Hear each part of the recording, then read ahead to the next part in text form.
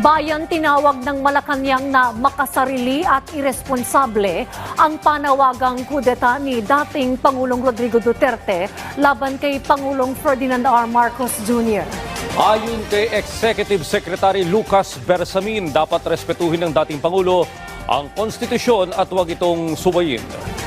Umalma din ang mga kongresista sa naging pahayag ng dating Pangulo at nanawagang wag nang mag-udyok pa umano ng pagkakawatak-watak. Yan ang ulat ni Kenneth Pasyente.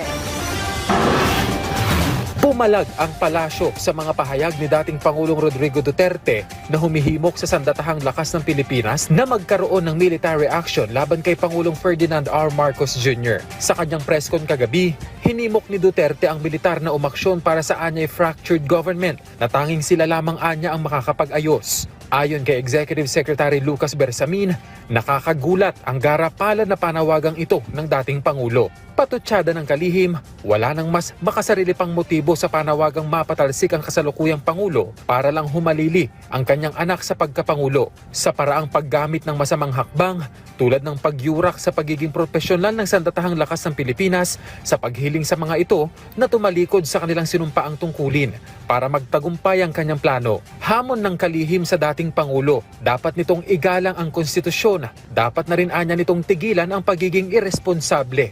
Hirit pa ng kalihim kay dating Pangulong Duterte, maghintay sa tamang panahon at sumunod sa tamang paraan, lalo't hindi katanggap-tanggap ang marahas na pang-aagaw ng kapangyarihan sa pamamagitan ng panawagan na magkaroon ng dahas para mapabilis ang pagkakaluklok sa pagkapangulo.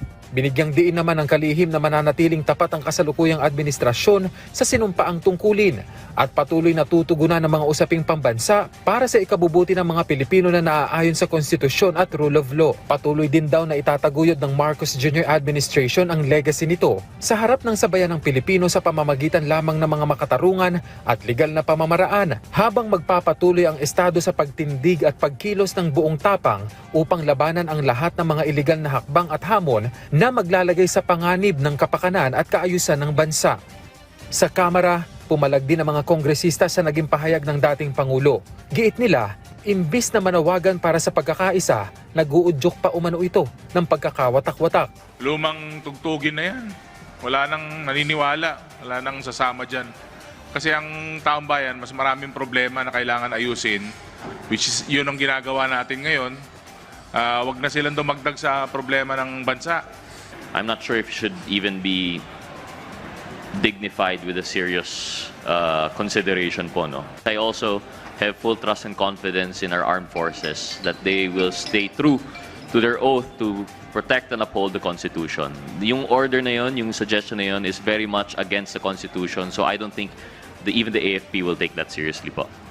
Hamon nila, wag nang iligaw pa ang issue. Sa halip, sagutin na lang ng anak ng dating Pangulo na si Vice President Sara Duterte ang mga issue ukol sa kanyang confidential funds. This is another diversionary tactics, no? Para pagtakpan ang totoong issue na kinakaharap ng ating Vice Presidente. Tingin natin sa sobrang bigat, no, ng mga issue ngayon ng ating Vice President, kailangan niya ng tulong ng kanyang ama, no? Isa lang ang masasabi natin, no? I-explain lang niya kung paano ginamit ang confidential fund. Yun na yun. Kenneth Pasyente para sa Pambansang TV sa Bagong Pilipinas.